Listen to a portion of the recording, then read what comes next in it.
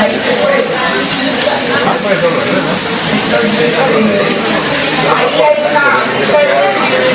Si no te vas a poder empezar con la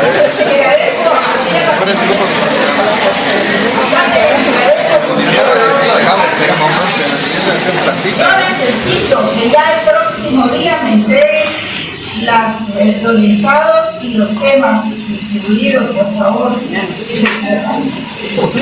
Ya no puedo entregarlas, ya sobre la marcha.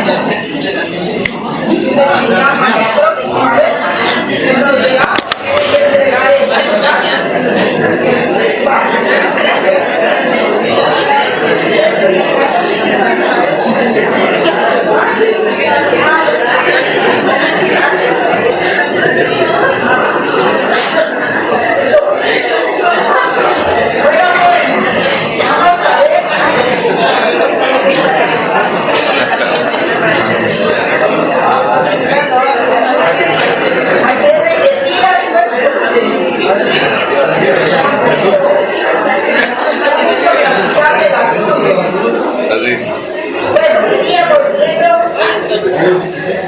veníamos viendo la clasificación de los órganos de derecho internacional y muchas otras cosas más.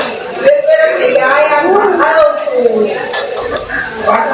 sus convenciones, tanto de las relaciones diplomáticas como las relaciones consulares, y empiecen a leer porque Carmen va a traer preguntas de ahí. Y vamos a ver un poco de eso también, un poco de las funciones de las embajadas y consulados.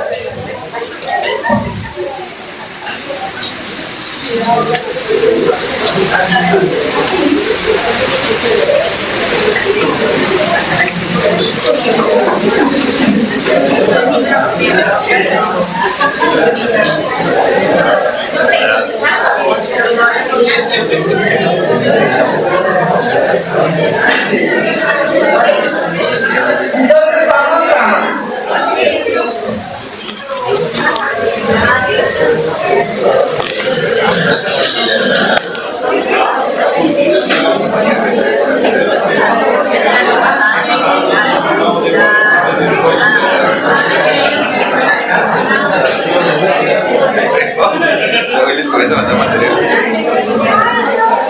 la convención de Viena.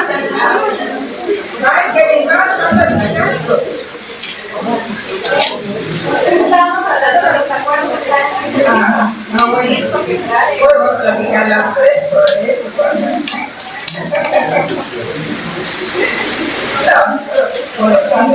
Entonces, miren, la convención de Viena sobre relaciones diplomáticas se inició cuando ya fue firmada y ratificada, ¿verdad? Y complementada por la Convención de Viena sobre relaciones consulares. Habían dos rubros que regular ahí, tanto las relaciones diplomáticas como las relaciones consulares. Entonces, en el preámbulo, la Convención proporciona su fundamento en el principio de igualdad, ¿verdad? Se basa en el principio de igualdad.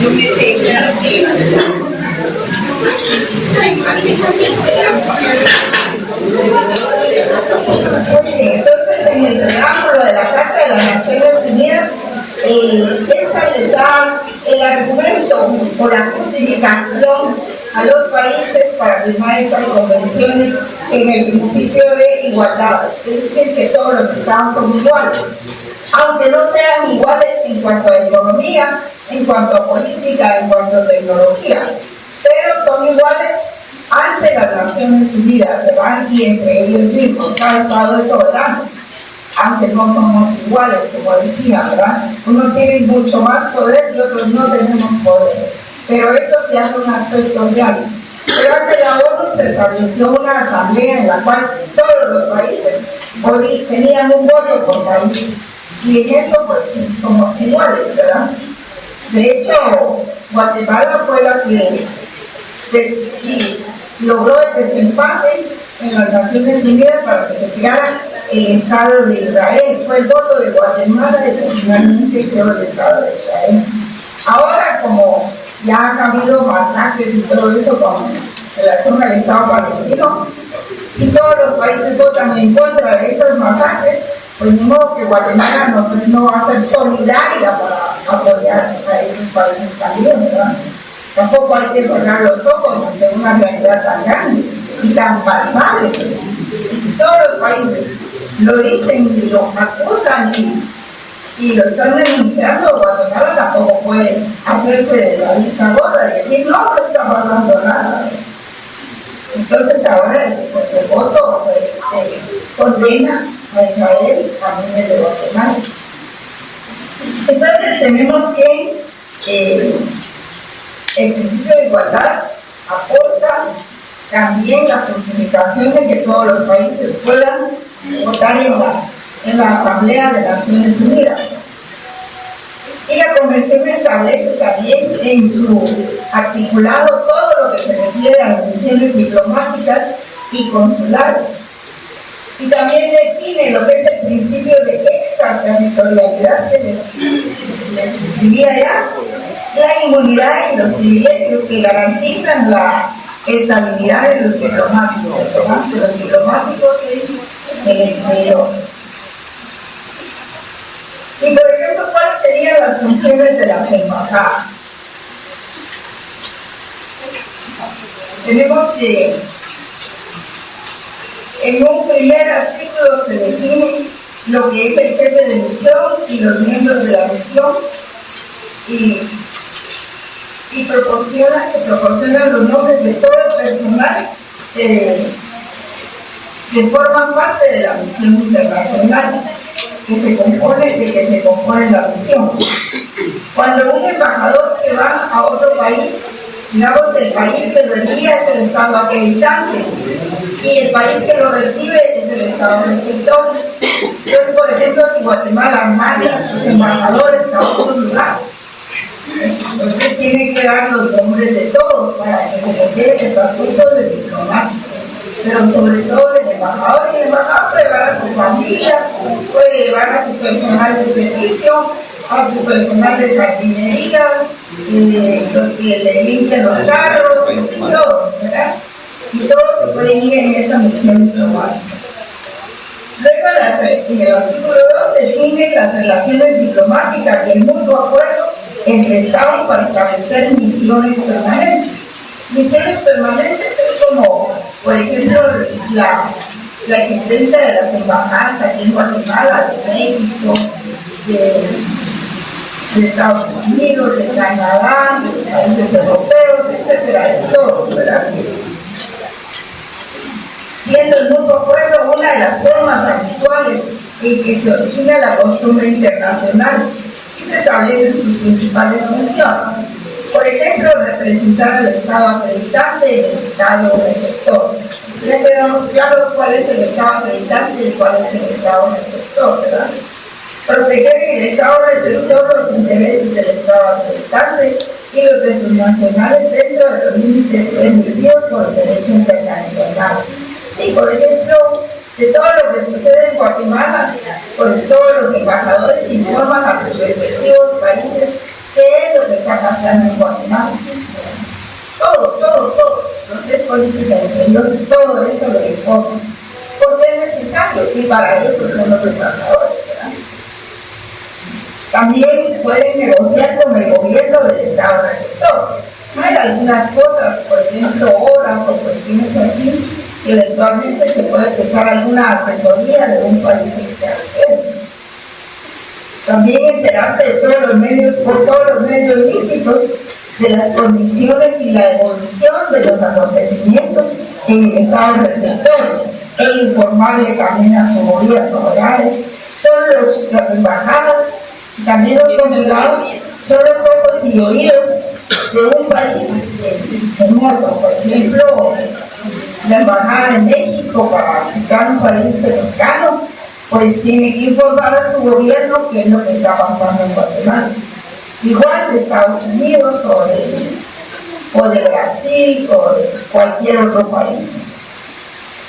Y fomentar las relaciones amistosas y desarrollar las relaciones económicas, culturales, científicas entre el Estado acreditante y el Estado receptor. Pueden también negociar tratados y convenios siguiendo las instrucciones del Estado que representa.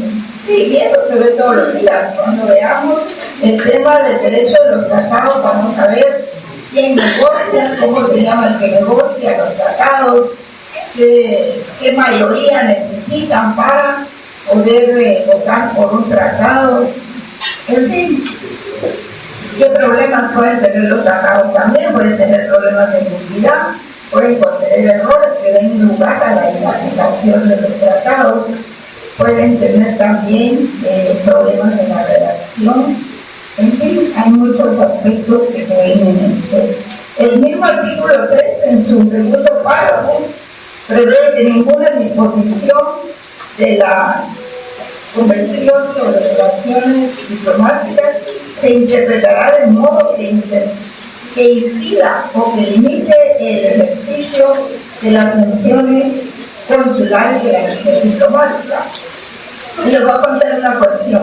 Cuando un país rompe relaciones con otro, inmediatamente lo que pasa es que la embajada sale del país receptor y se va, rompe relaciones, ¿verdad? Como pasó con el problema de la embajada de España en Guatemala. España rompió relaciones a raíz de ese asesinato que cometió el gobierno de Lucas en la embajada de España, que no obstante que era una embajada, gozaba de extraterritorialidad, empezaron a dispararle y a tirar bombas molotov, que luego ellos dijeron que la activaban los campesinos. Entonces, ante ese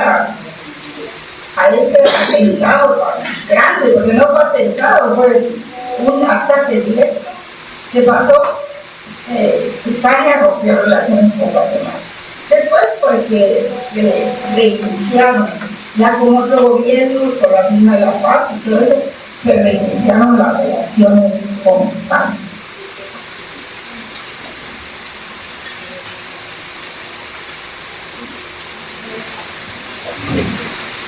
También un jefe de misión puede ser acreditado en 2 o más misiones diplomáticas. Si, por ejemplo, por limitaciones de dinero no se puede establecer una embajada en cada país, pues entonces un diplomático puede hacer las veces en 2 o 3 misiones diplomáticas. Por ejemplo, si Centroamérica, que son 5 países, 6 con Panamá, no puede pagar un embajador por cada país, entonces lo que hace es que uno de ellos es el que funde, o probablemente será el de Colombia, el que se va y representa a los 5 o 6 países, ¿verdad? Esto es perfectamente posible, sobre todo cuando se trata de misiones diplomáticas de países africanos. Yo no sé cuántos países africanos, con cuántos países africanos estamos representados, o en Arabia también. Pienso que no hay muchos. De hecho, en Estados Unidos hay un embajador que se encuentra, no sé si en Washington, y hay varios consulados. Por aquí tengo un cuadrito.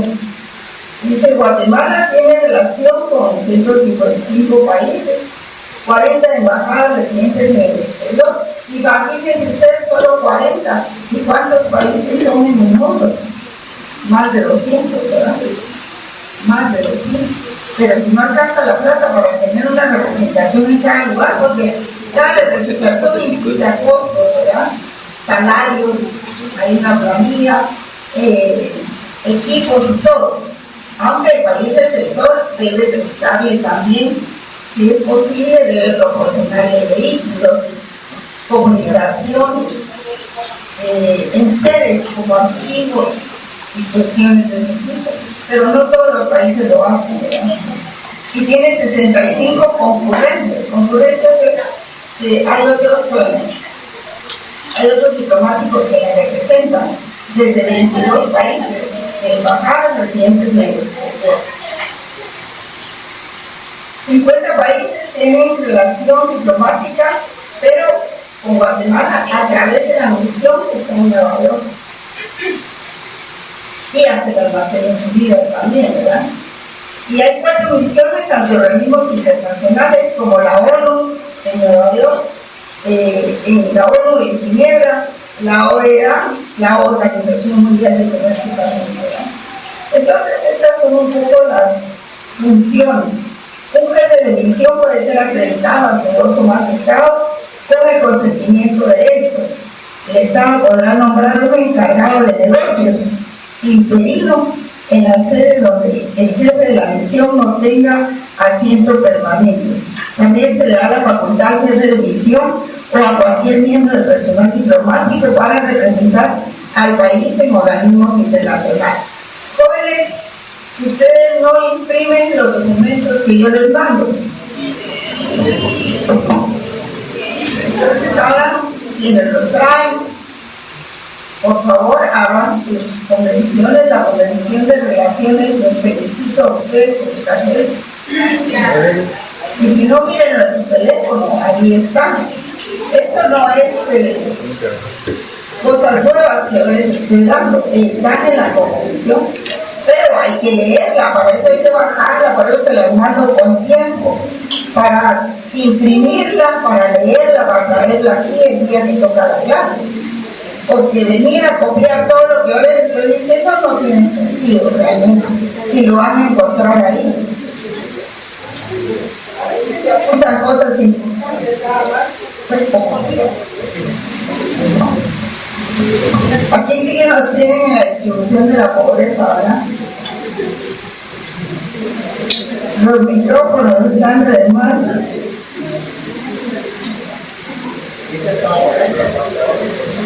Por eso le digo, que al menos deberíamos tener un puedo hablar con él.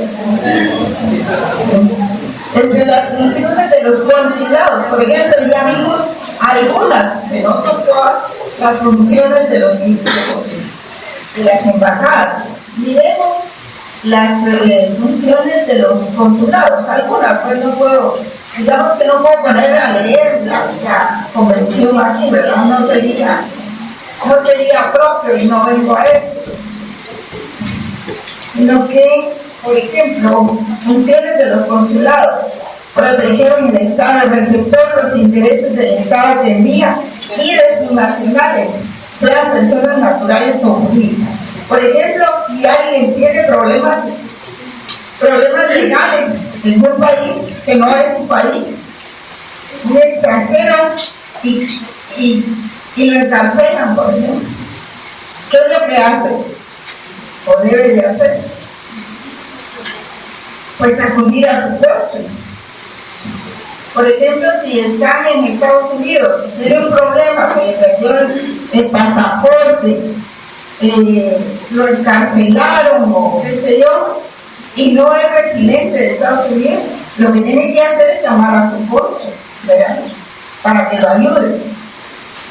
Y por eso los cónsules dicen ahí que tienen que proteger los intereses del Estado de envía a sus nacionales, ya sean personas naturales o jurídicas.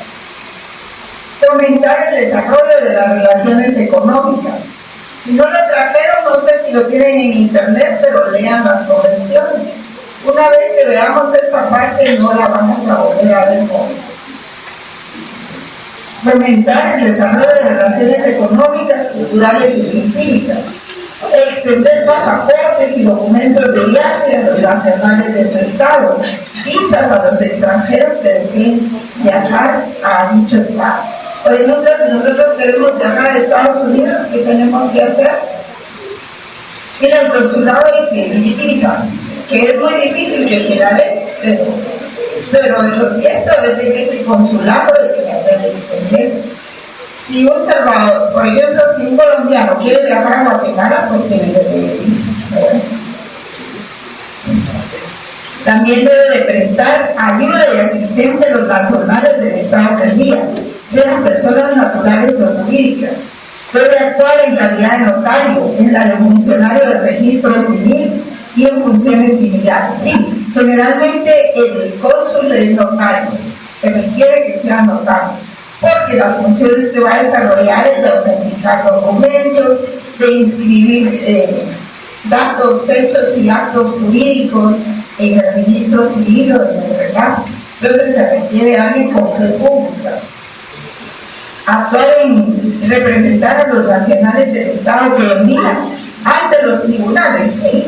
Si alguien tiene problemas en cuanto a algún hecho penal o algún delito penal, pues hay que hacerse acompañar del cónsul. Si es abogado, puede asesorarle, y si no, puede ver quién lo ayuda.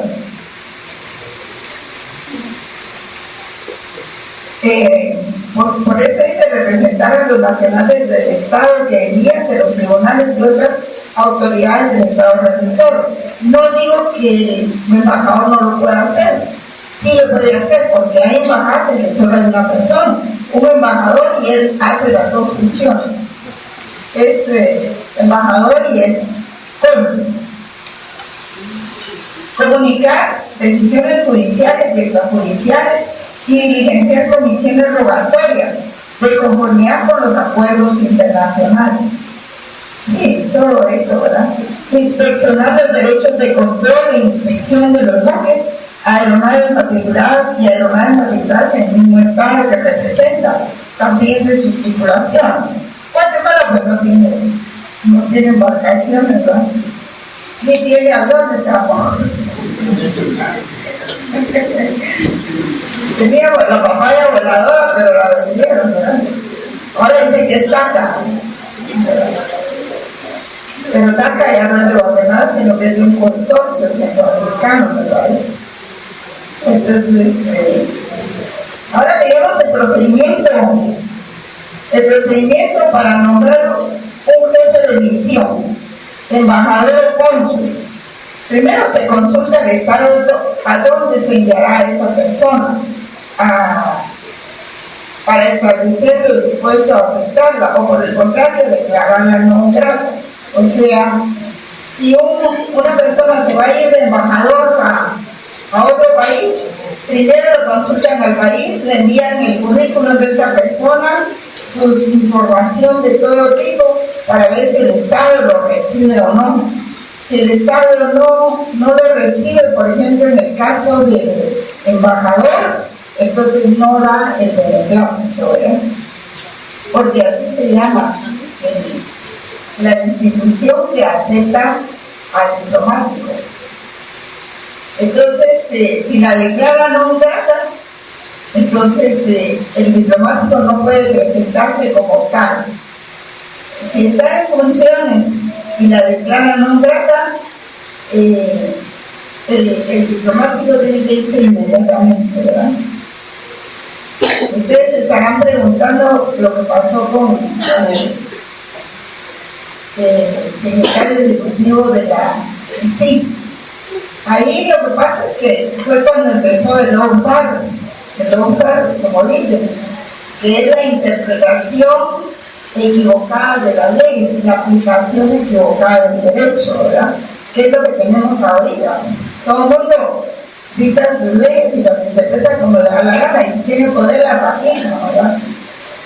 Entonces, con la CICIG había un convenio entre Naciones Unidas y Guatemala, de manera que eso de no grato no aplicaba en ese entonces, porque si había controversias, ellos debían haber acudido al convenio que se tenía firmado entre la ONU y el gobierno de Guatemala. Nunca podían utilizar la convención de de diplomacia, ¿verdad? La Convención de Relaciones Diplomáticas.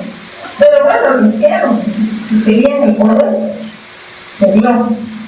Pero en el caso que se dé, el país que no quiere tener más a ese diplomático ahí, o que no quiere recibir al que se envíe, no tiene por qué explicar los motivos de su inconformidad, simplemente lo envía, y el país acreditante tiene que retirarlo de inmediato. No debe expresar los motivos. En caso que el Estado que envía no ejecute la decisión del país que recibe, no puede reconocer a dicha persona como miembro del personal diplomático. Y eso significaría que no reconoce su inmunidad ni las actuaciones que realice, ¿verdad? Por eso es que cuando se hace una declaración de esas, de inmediato el Estado acreditante tiene que retirar. Si es grato, aceptarlo y bienvenido, como en el caso de los embajadores, entonces se extiende lo que se llama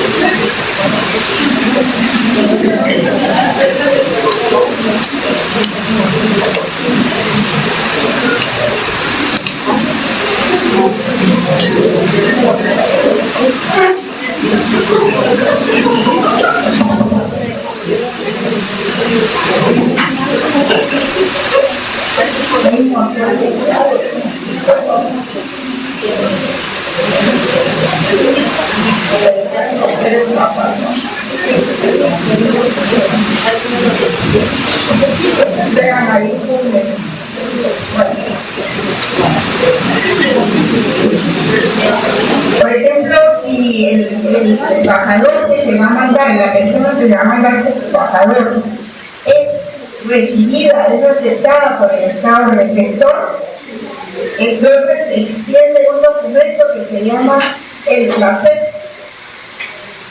Escrito en latín, ¿verdad? Placer. No el placer, el placer.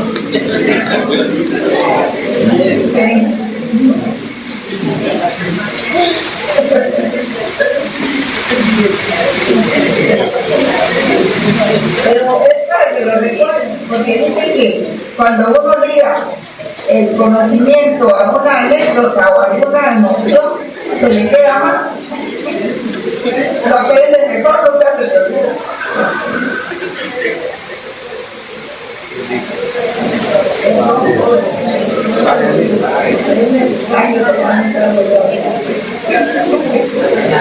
Entonces, si es grato y aceptable la persona que envía,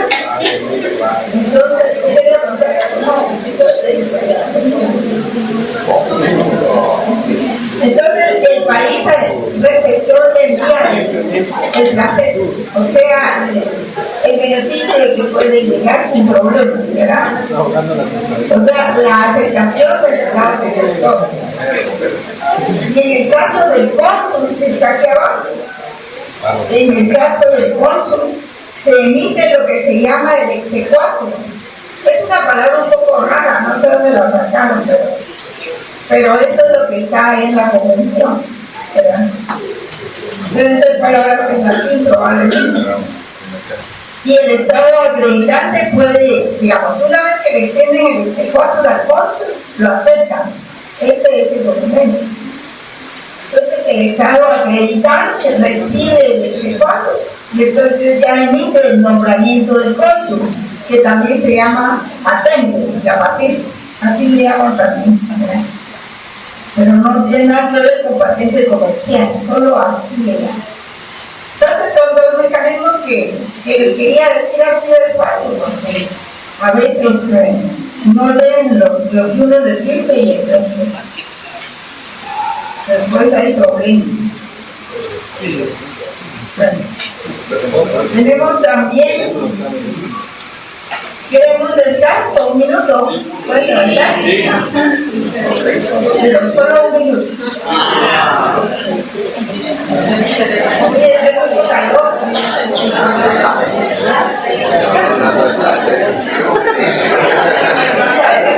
Mucho calor, estamos sentados. Pero qué remedio, qué cosa.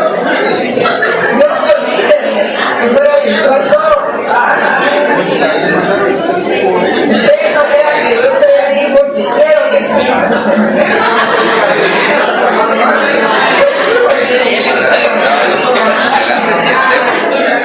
pero no es solo cuando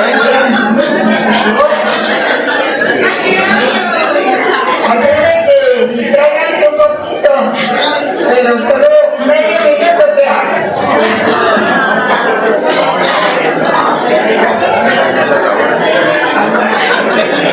El alumno no soporta más de 45 minutos. Eso se ha comprobado. Pone su atención 40 minutos.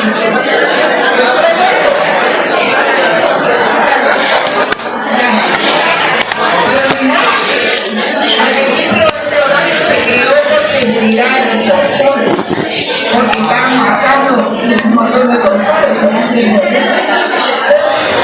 No todos venían el mismo día, no todos venían todos los días. Era una forma de preservar.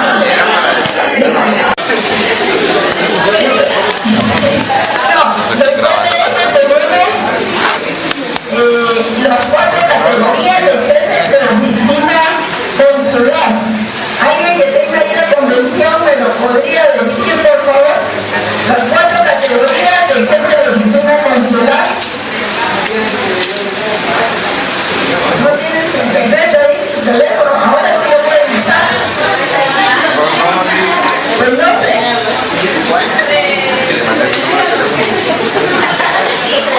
No.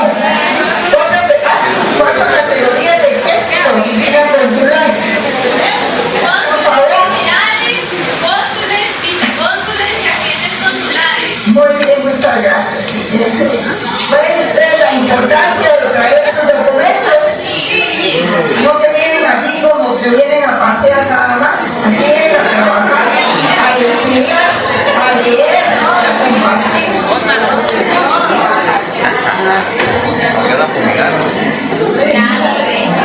Entonces, las 4 categorías son cónsules generales, cónsules, vicecónsules y agentes consulares en general. Estas categorías deben establecer por el Estado que envía, ¿verdad? Ya está. Ahora veamos lo que es la extraterritorialidad, porque sí es importante conocer lo que es la extraterritorialidad, porque eso es el fundamento de que existan los embajadores y los cónsules,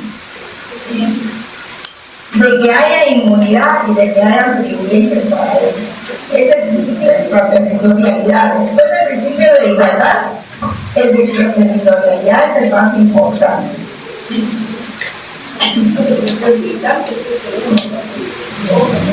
¿Por qué no habla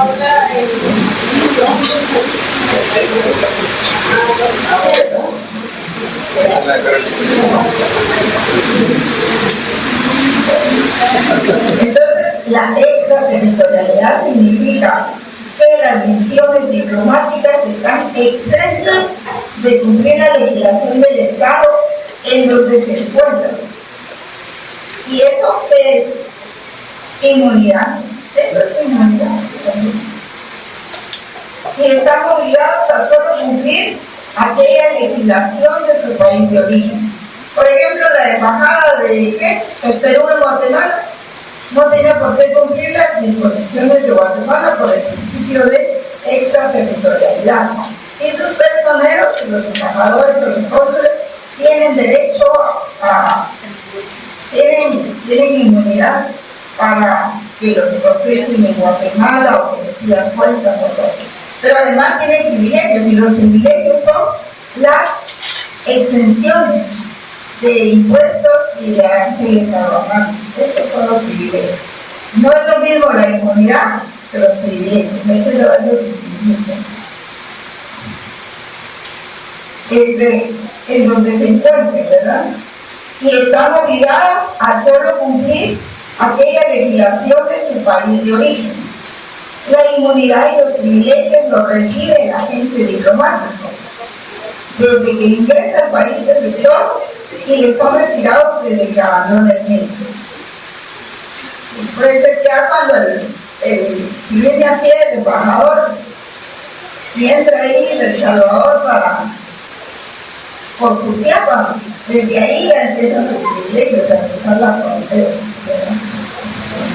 y les son retirados hasta que abandona el país. Puede ser que haya sido declarado non grato y entonces por eso es que los tienen que retirar inmediatamente, no pueden esperar más tiempo. Y el principio de extraterritorialidad es muy importante por eso, porque además justifica los privilegios e inmunidades de que gozan los diplomáticos. Porque cada embajada es como una islita de otro país dentro de nuestro territorio. Por ejemplo, la embajada de Estados Unidos pues, es una gran isla en nuestro territorio, ¿verdad? Pero es un territorio que corresponde a ellos, pertenece a ellos, aunque esté dentro de la frontera guatemalteca. Los privilegios se refieren a los diplomáticos que gozan de exención de impuestos, exención de aranceles aduanales en la importación de sus bienes personales y los de la misión. Y otra manifestación de extraterritorialidad está en los artículos, bueno, no sé si el 24 de la Convención sobre Relaciones Diplomáticas, ustedes se lo pueden chequear ahí. 24, ¿será? No, el 24.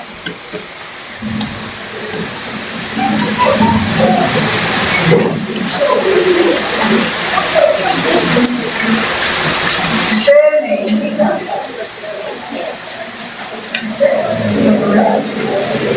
¿Verdad que me diga, a ver? Enseñar.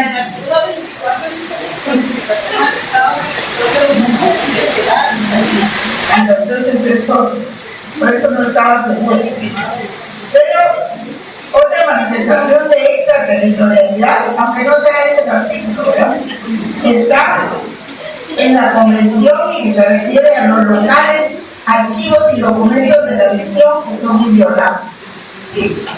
Ustedes, en el momento en que una embajadora abandona el local de la embajada, no puede el gobierno, por medio de su personal y sus soldados, puede ir a sacar los archivos y revisar. No, la inmunidad se mantiene ahí, aunque no es el embajador. Además, esos archivos locales se pueden encargar a otro embajador, así como la valija diplomática también se regula la misma convención.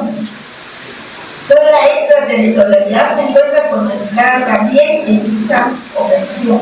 Léanla, por favor, busquen el artículo. ¿Qué artículo tiene la extraterritorialidad? Búsquenla. 27, ahí es donde está el principio de extraterritorialidad. Ah, bueno, 27. Pero el principio de extraterritorialidad propiamente. No, tiene que decir extraterritorialidad. La definición. Bien está, pero bueno, yo no lo veo. Es que este es un resumen, no es la convención. ¿Qué otra cosa hay en este sentido? Las cartas credenciales del diplomático, una vez que llega al país receptor, porque pongámonos de acuerdo, uno es el país receptor y el otro es el país acreditante. Si Guatemala envía a sus diplomáticos, es el país acreditante. Si México lo recibe, es el Estado receptor. Y al revés también, ¿verdad? Si México envía a sus diplomáticos, es el Estado acreditante, y Guatemala lo recibe, es el Estado receptor. Todo esto se basa en el principio de reciprocidad, porque si se trata mal a los diplomáticos de un país, pues ese país puede que trate mal también a los diplomáticos del país que está formando. Entonces la diplomacia es algo muy fino, muy delicado, muy exquisito. No hay gritos ahí, no se levanta la voz, todo se resuelve por medios pacíficos, con buenas palabras, ¿verdad? No hay insultos en la diplomacia. Realmente quien es diplomático, por eso el tema presidente, quien es diplomático, pues no se presta a contestar rabietas y cuestiones de ese tipo, ¿verdad? Porque así funciona la diplomacia, no hay otra forma. Si no, los diplomáticos ahí se pelearían y irían alarmando, ¿verdad? Entonces las cartas credenciales las recibe el presidente de la República y el ministro de Relaciones Exteriores.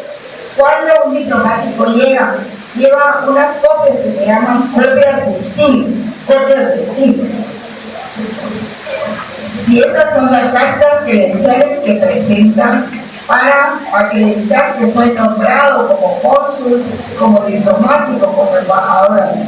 Les hago esta separación porque la verdad es que un diplomático puede haber un agente diplomático que no necesariamente es embajador ni es cónsul, sino que es un agente, una persona que llega con ese carácter a cumplir con una misión que le ha encargado, ya sea el Ministerio de Relaciones Exteriores o bien el presidente, pero que le dieron carácter de diplomático. A veces les dan, digamos, facultades para decidir, a veces no, porque en las convenciones, depende de qué se trate, tienen que ir muchos especialistas. Por ejemplo, si es el medio ambiente y es como la convención de Kioto, ¿verdad? Entonces se establecieron las cifras o las cantidades permisivas para poder usar clorofluorocarbono. El clorofluorocarbono se da mucho en los aires acondicionados. Entonces todo el mundo lo usa. País grande o chiquito los usa. Pero entonces, como eso se come el oxígeno, destruye el oxígeno de la atmósfera, por eso es que está regulado por el protocolo de Kioto. El protocolo es un instrumento que solo actualiza fechas y cantidades, diferente de la convención, ¿verdad? Que es la que contiene el documento matriz de la convención. El protocolo solo sirve para actualizar cantidades o fechas o datos así, porque si no habría que hacer una convención cada vez y sería impráctico. Entonces, en ese sentido, pues se necesitan especialistas, no puede ir cualquier persona, se necesita alguien que sepa del tema, que sepa qué son los clorofluorocarbonos, que sepa para qué sirven, qué destruyen, qué cantidades se pueden importar, en fin, qué es lo que no hace daño. También algunos insecticidas tienen eso, entonces tienen que usarlo con mucha discreción, ¿verdad? A veces yo veo que en Zacapa y en lugares así utilizan no me acuerdo cómo se llama, pero cloruro de ortidón. Entonces ahí ese insecticida mata todo lo que se muere, todo lo que se muere, no queda nada, pero lo usan eventualmente, ¿verdad?, para las cosechas. Entonces tienen que ponerle un plástico encima mientras no sube a la atmósfera, porque si lo tiran y lo dejan destapado, se va a la atmósfera y destruye las partículas de oxígeno. Entonces, imagínense en grandes cantidades, ¿verdad? Entonces hay que se necesita gente especializada, vamos a eso. Entonces a esas personas especializadas, aunque no son del cuerpo diplomático, se le da ese estatuto para que vayan a cumplir esa misión, que vayan a asesorar y eventualmente aconsejar al que tiene que firmar el convenio.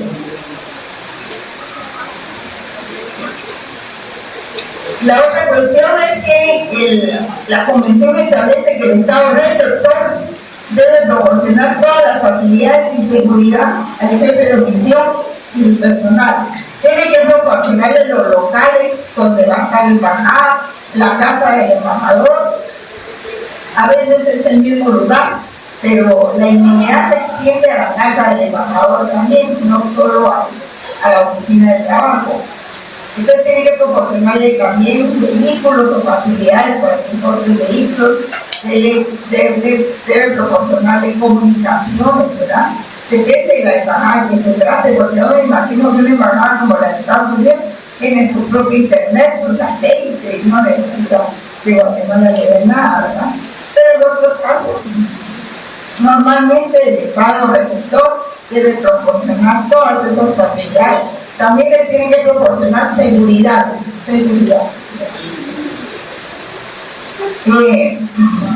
Luego pues está la finalización de la misión diplomática.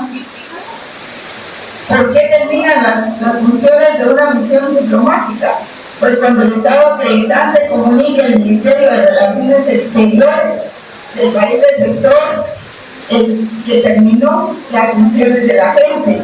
Y en segundo lugar, cuando el Estado receptor se niegue a reconocerlo como diplomático sin explicar los motivos de su negativo.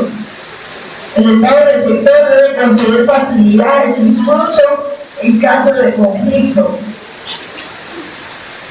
Incluso si están peleando esos dos estados, tiene que darle facilidades a ese estado. Pónganle ustedes que son embajadores de Panamá o de Venezuela.